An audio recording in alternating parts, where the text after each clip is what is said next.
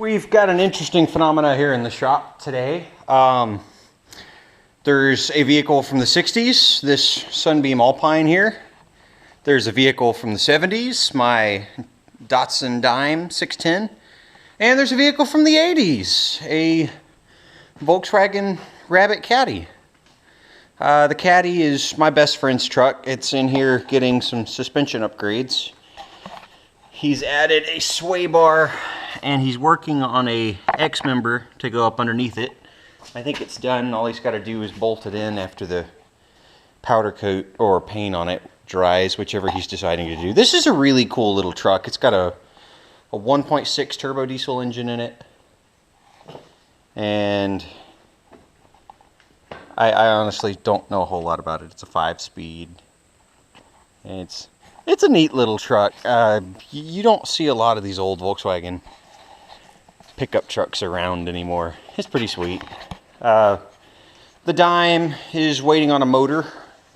I'm currently polishing the intake and exhaust ports for the head, and then I'm waiting on gaskets and stuff for it.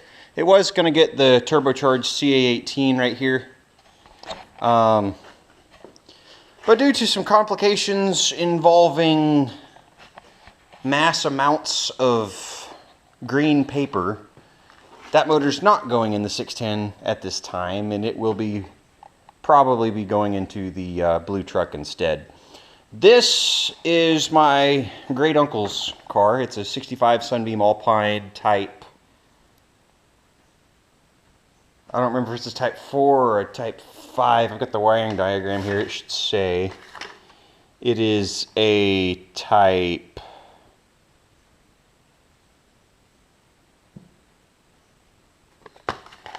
Wow, that's maddeningly unhelpful.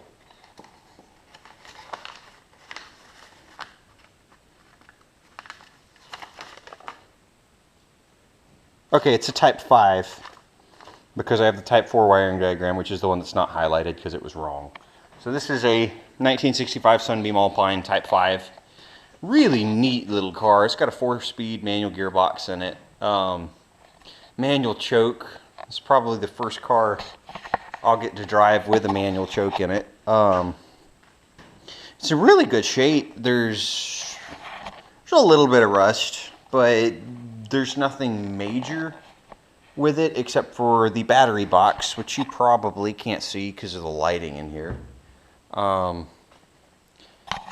it came in and I'm supposed to be doing a full restore on it. Paint, interior, glass, just general touch-up work. Unfortunately, the motor is locked down. Not entirely sure what's up with that, so I am preparing to pull it out. And if you'll give me a second, I'll show that. I've pulled the intake and exhaust headers off. Starters come out, alternators off. And basically just getting it ready to pop the motor out and drop the oil pan, maybe pull the head off and see what's wrong with it. Hopefully it's nothing major and it's just storage issues. But it is possible that there could be a melted bearing or something along those lines inside this motor. And I'm very interested to see what's up with it and whether or not it's easily repairable. So the motor's coming out, and while it's out and we're checking that over, going to go ahead and clean up the engine bay some, get this rat's nest of wires fixed up, and redo all the brake lines because they're very old and there appears to be some components missing. So we'll get to that, fix it all up, get it good brakes, get it all purdied up, make it look good.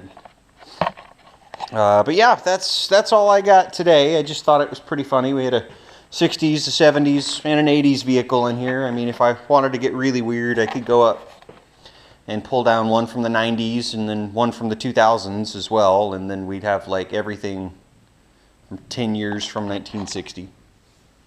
But yeah, that's all I've got. I hope you guys enjoyed the video, and peace out. Peace in the tuba.